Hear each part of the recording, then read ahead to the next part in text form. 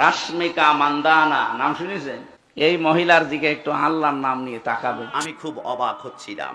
জামাতে ইসলামের ভাইরা তাফসির মাহফিলে আগে সুদের বিরুদ্ধে হুঙ্কার দিত, বেপরদা নারীর বিরুদ্ধে তারা গর্জন দিত, কিন্তু দেখতে পাচ্ছি জামাতের ভাইদের তাফসিরুল কোরআন মাহফিলে এখন আর সুদের বিরুদ্ধে হুঙ্কার হয় না, বেপরদা নারীর বিরুদ্ধে হুঙ্কার হয় না।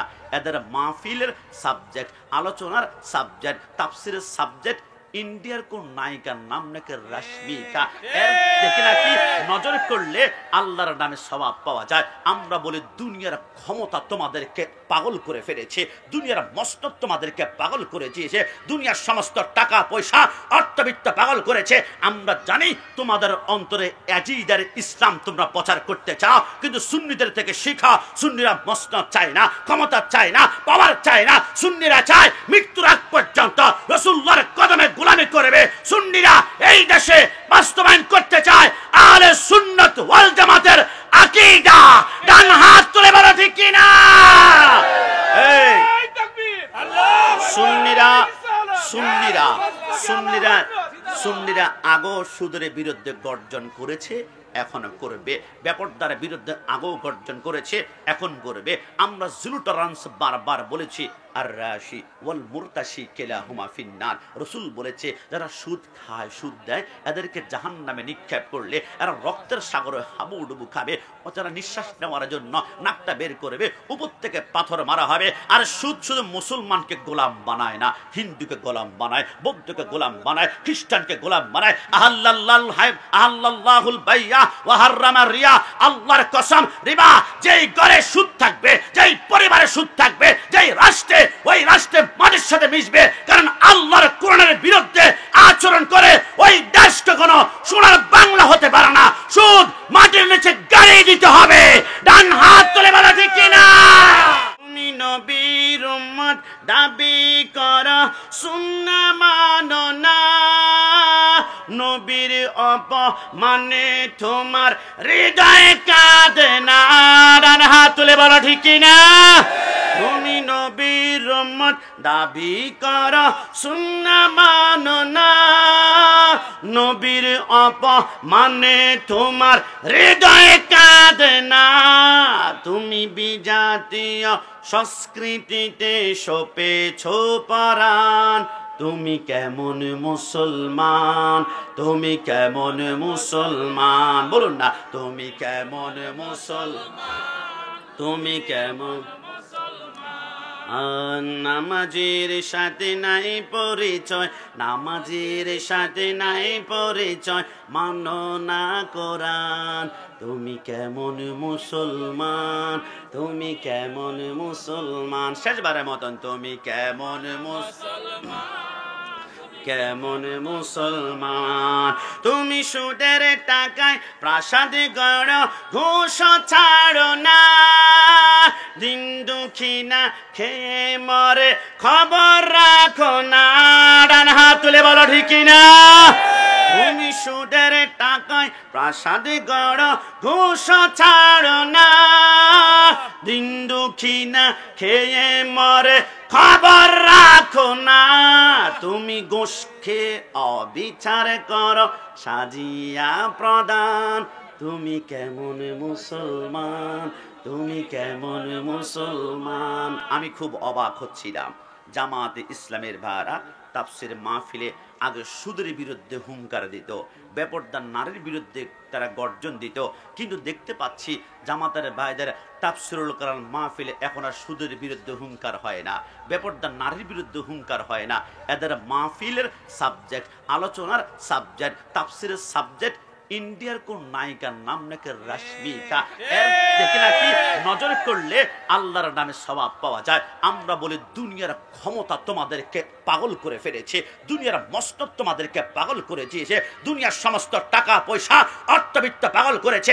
আমরা জানি তোমাদের অন্তরে আজিদের ইসলাম তোমরা প্রচার করতে চাও, কিন্তু সুন্নিদের থেকে শিখা। সুন্নিরা মসনদ চায় না, ক্ষমতা চায় না, পাওয়ার চায় না। সুন্নিরা চায় মৃত্যুর আগ পর্যন্ত রাসূলুল্লাহর কদমে গোলামি করবে। সুন্নিরা এই দেশে বাস্তবায়ন করতে চায় আহলে সুন্নাত ওয়াল জামাতের আকীদা। ডান হাত তুলে বলো ঠিক কিনা? এই তাকবীর, আল্লাহু আকবার। সুন্নিরা সুন্নিরা সুন্নিরা সুন্নিরা আগেও সুদের বিরুদ্ধে গর্জন করেছে, এখনো করবে। বেপরদার বিরুদ্ধে আগেও গর্জন করেছে, এখন করবে। আমরা জিরো টলারেন্স বারবার বলেছি। আর রাশি ওয়াল মুরতাশি কিলাহুমা ফিন্নার। রাসূল বলেছে যারা সুদ খায়, সুদ দেয়, এদেরকে জাহান্নামে নিক্ষেপ করলে এরা রক্তের সাগরে হাবুডুবু খাবে। ও যারা নিঃশ্বাস নেওয়ার জন্য নাকটা বের করবে, উপর থেকে পাথর মারা হবে। আর সুদ শুধু মুসলমানকে গোলাম বানায় না, হিন্দুকে গোলাম বানায়, বৌদ্ধকে গোলাম বানায়, খ্রিস্টানকে গোলাম বানায়। আহাল্লাল্লাহুল বাইয়া ওয়া হাররামা রিয়া। আল্লাহর কসম, রিবা যেই ঘরে সুদ থাকবে, যেই পরিবারে সুদ থাকবে, যেই রাষ্ট্রে, ওই রাষ্ট্রে মাটির সাথে মিশবে। কারণ আল্লাহর কোরআনের বিরুদ্ধে আচরণ করে ওই দেশ কখনো সোনার বাংলা হতে পারে না। সুদ মাটির নিচে গাড়ি দিতে হবে। ডান হাত তুলে বলা ঠিক কিনা? আমরা বলি আমাদের দিকে তাকাও। বেপরদা নারীর দিকে তাকানো আল্লাহ বলে হারাম, আর শায়েখ হুজুর বলে আল্লাহর নামে তাকানো নাকি আরাম বলা হয়। আমরা বলি তোমরা কি কখনো শুনেছো একজন নারীর কণ্ঠের আওয়াজ কেন চিকন হয়? আমি গোলাম রাব্বানী কাশিমি এখন চিৎকার করলে আমার গলার আওয়াজ মোটা হয়ে যায়, কিন্তু নারী চিৎকার করলে কেন চিকন হয়ে যায়? আমার আল্লাহ বলে যখন জান্নাতের মধ্যে হাওয়া গন্ধম খেয়েছিল, সমস্ত জান্নাতের পোশাক পড়ে গেল, সমস্ত ফলটা খাওয়ার কারণে নারীদের এই কণ্ঠনালী আল্লাহ সমান করে দিয়েছে, গলার আওয়াজটা চিকন করে দিয়েছে। কিন্তু পুরুষের গলার আওয়াজ কেন মোটা হয়ে যায়? কারণ আদম সফিউল্লাহ বলে আমি যখন গন্ধম খেলাম, গন্ধমের রসটা প্রথম যাওয়ার সাথে সাথে আমার সমস্ত জান্নাতে পোশাক পড়ে গেল। কাসাসুল আম্বিয়ার মধ্যে লাগে। আদম সফিউল্লাহ বুঝে ফেলল এটা জান্নাতে নিষেধকৃত ফল, গন্ধম, এটা খাওয়া যাবে না। তিনি যখন দেখলেন রস গিয়েছে, এখন দানা আর ছোবা যাবে, তিনি কণ্ঠনালীর মধ্যে ধরে একটা জোরে টিপ দিয়েছেন। এই কণ্ঠনালী ভেঙে যাওয়ার কারণে পুরুষের কণ্ঠনালী শক্ত হয়ে গিয়েছে। ওই পুরুষের কণ্ঠের মধ্যে এখন আদম সফিউল্লাহর সে জান্নাতের গন্ধ ফলের রস আর দানা আছে বিদায় আল্লাহ পুরুষের কণ্ঠনালী শক্তি করেছে। আপনি খেয়াল করেছেন একজন নারীকে আমার আল্লাহ পুরুষ সমস্ত পুরুষকে নবী বানিয়েছেন, একজন নারীও নবী হয় নাই, একজন নবীও খতিব হয় নাই, একজন নারীও ঈদগার ময়দানে খতিব হয় না। আল্লাহ কেন? আমার আল্লাহ বলে নারী গন্ধম ফল খেয়েছে আর গলার আওয়াজ চিকন, চিৎকার করতে হবে ইসলাম প্রচার করার জন্য। এই কণ্ঠ দিয়ে পারবে না।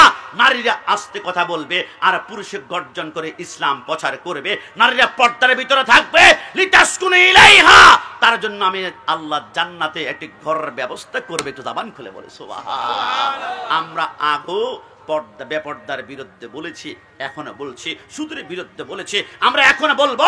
কিয়ামত পর্যন্ত দুনিয়ার কোন ক্ষমতা, মসনদ, এমপি, মন্ত্রী আল্লাহর কোরআনের আইনের বিরুদ্ধে আমাদেরকে থামায় রাখতে পারবে? এ জবান খুলে বলেন পারবে? ওই নবীর পক্ষে কথা বলার কারণে গরম সুন্নি বলা হয়। মাজার পূজারি কি আমরা কি মাজার পূজা করি? না না জবান, মাজার পূজা করি? আমরা করি মাজার জিয়ারত। মাজার পূজারি তখন বলতে পারতাম যদি আমরা সেইখানে গিয়ে মাজারওয়ালাকে খোদা মনে করতাম। নাউজুবিল্লাহ। আমাদের প্রভু কয়জন? একটু জবান খুলে বলতে হবে কয়জন? না শাহাদাত আঙ্গুল উঁচা করে বলতে হবে কয়জন? আমাদের প্রভু এক, এক নবীর উম্মত, জীবন বিধানে ওই শিবানী কোরআন। তবে কেন কেন হে মুসলমান, এক হও এক হও করিয়া হবান। বাইতুল্লাহ এক, মদিনা শরীফ এক, উহুদ পাহাড় এক, বদরের মাঠ এক। একটা তো জীবন আর মরণ তো একটাই, এক সাথে মিলে মিশে একটাই প্রাণ। তবে কেন কেন হে মুসলমান, এক হো করিয়া হবান। আমাদের প্রভু কজন কজন কজন কজন? আমরা মাজার পূজা করি না, আমরা মাজার জিয়ারত করি। তবে যারা মাজার পূজারী সারা জীবন বলে আমাদেরকে অপবাদ দিয়েছে, এবং তারা নিজেরাই মন্দির পূজারী হয়ে গিয়েছে। কথা বলা ঠিক না? আমরা মাজার পূজা করি না, বিশ্বাস করুন। মাজার কারা পছন্দ করে না? আমি অথেন্টিক সোর্স থেকে বলতে পারবো, আল্লাহ, আল্লাহর শপথ, মাজার কারা পছন্দ করে না? যারা ফেরাউনের অনুসারী। কারণ ফেরাউনের মাজার নাই, মূসা আলাইহিস সালামের মাজার আছে। মাজার কারা পছন্দ করে না? যারা নমরুদের অনুসারী। নমরুদের মাজার নাই, হযরত ইব্রাহিম আলাইহিস সালামের মাজার আছে। মাজার কারা পছন্দ করে না? যারা আবু জাহেলের অনুসারী। আবু জাহেলের মাজার নাই, কিন্তু রাসূলুল্লাহর রওজা আছে। মাজার কারা পছন্দ করে না? যারা ইয়াজিদের অনুসারী। ইয়াজিদের মাজার নাই, কিন্তু রাসূলুল্লাহর রওজা আছে। ইমাম হোসেনের মাজার আছে। মাজার কারা পছন্দ করে না? যারা পিতৃরাজের অনুসারী। পিতৃরাজের মাজার নাই, কিন্তু খাজা গরিবে নওয়াজের মাজার আছে। মাজার কারা পছন্দ করে না? যারা গুরু গোবিন্দের অনুসারী। গুরু গোবিন্দের মাজার নাই, কিন্তু হযরতে শাহজালাল, শাহপরান, নাসিরউদ্দিন সিপাহসালার মাজার আছে। আমি বলি ভাই, মাজার যদি ভেঙ্গেই পেল, এমন ভাবে ভাঙবা যাতে করে ভিতরে মাজার ওয়ালার কাপন পর্যন্ত দেখা যায়, তাহলে বুঝতে পারবা তুমি কে, আমি কে, আর মাজারের যিনি শুয়ে আছে উনি কে। মুহাম্মদ কি গোলামো কা কাফন ময়লা নেই হতা। 100 বছর পর আল্লাহর ওলির কাপনের একটা সুতা কোন মাটি খেতে পারবে না। ডান হাত তুলে বলো ঠিক কিনা? যুবক আমি বলি, আমরা আল্লাহর ওলির কদমের কুকুর হতে চাই। কথা বলো ঠিক কিনা? আপনারা ঠিক বলেছেন। আপনাদের গোলাপগঞ্জে আমি একটা প্রোগ্রামে গিয়েছিলাম। একজন যুবক বলে, হুজুর আমরা আশরাফুল মাখলুকাত, আপনি কেন আমাদেরকে কুকুরের সাথে তুলনা করেছেন? আমি বললাম, আল্লাহর ওলির কদমের কুকুর হওয়ার জন্য আমি কাশিমি বলি নাই, আল্লাহর কোরআন বলেছে। আল হুজুর কি বলেন? আমি বললাম, খবরদার, সুন্নিরা নিজের গায়ের জোরে কথা বলে না, প্রমাণ লাগবে 5 মিনিট আমাকে সময় দাও। সূরা কাহাফে আমার আল্লাহ বলে, সায়াকুলুনা সালাসাত রাবিহুম কালবুহুম ওয়া ইয়াকুলুনা খামসাতুন সাদিসুহুম কালবুহুম রাজমান বিল গায়বি। আমার আল্লাহ বলে, আসহাবের আল্লাহর ওলি যদি হয় 3 জন, 4 নম্বর কুকুর, 5 নম্বর, 6 নম্বর কুকুর, 7 জন, 8 নম্বর কুকুর। আল্লাহ বুঝতে পারলাম না, যতবার আল্লাহর ওলির সংখ্যা বলেন অতবার কুকুরের নাম কেন বলেন? আল্লাহ পবিত্র কোরআনে কালবুন কুকুর শব্দটি আপনি 5 বার নিয়েছেন। আল্লাহ যেই ঘরে কুকুর থাকে ওই ঘরে ফেরেশতা পর্যন্ত ঢুকে না, কিন্তু আল্লাহ আপনি কুকুরের নাম কেন নিয়েছেন? আমার আল্লাহ বলে, কুকুর কখনো কোরআনের সাবজেক্ট হতে পারে না, তবে যেই কুকুরের হৃদয়ে আল্লাহর ওলির প্রেম আছে, মহব্বত আছে, ইশক আছে, ওই কুকুরকে আমি আল্লাহ কোরআনের সাবজেক্ট বানিয়ে দিয়েছি। জুড়ে বলি সুবহানাল্লাহ। বললাম, আমি বললাম তাহলে শোনা, দুনিয়ার কোন গল্প যদি বলি আমার জবানটা আল্লাহ বন্ধ করবে। হযরত ঈসা রূহুল্লাহ দুনিয়া জমিন থেকে চলে যাওয়ার 300 বছর পর দুনিয়াতে একজন বাদশা আসলো, নাম ছিল দাকিয়ানুস বাদশা। মুসলমানদের সমানে আল্লাহু আকবার শুনলে এর গলার মধ্যে ছুরি লাগিয়ে তাকে জবাই করে দেয়। 7 জন আল্লাহর ওলি বলে যে এখানে আল্লাহর নাম ডাকতে পারে না, এইখানে থাকার কোনো প্রশ্নই আসে না। 7 জন আল্লাহর ওলি ওই রাজ্য থেকে বের হয়ে তারা হাঁটতে শুরু করলো। হাঁটতে হাঁটতে হাত্তা মাতলাইল ফজর, ফজর যখন হয়ে গেল, এদের সামনে পাহাড়ের একটা গুহা দেখা যায়। গুহাটা হচ্ছে বাংলা শব্দ, আরবি হচ্ছে কাহাফ। ওই গর্তটাকে নিয়ে আল্লাহ সূরা কাহাফ নাজিল করেছে। 7 জন আল্লাহর ওলি বলে, ওই গর্তের সামনে গিয়ে আমরা চিন্তা করলাম গর্তের ভিতরে ঢুকবো, ইল্লাল্লাহ ইল্লাল্লাহ ইল্লাল্লাহ করে আমরা ফানা পিল্লা হয়ে যাব। তবে পিছনে কেউ কি আমাদেরকে তাকাচ্ছে কিনা, দেখছে কিনা, কোন র‍্যাব পুলিশ আছে কিনা? 7 জন আল্লাহর ওলি বলে, পিছনে তাকিয়ে দেখলাম কেউ নাই, তবে একটা কুকুর আমাদেরকে ফলো করে টুকটুক করে হেঁটে আসছে। আমরা চিন্তা করলাম আমরা তো ইল্লাল্লাহ জিকির করতে করতে ফানা পিল্লা হব, কিন্তু কুকুর যদি একবার 2 দিন খেতে না পারে, ঘেউ ঘেউ করে আওয়াজ করে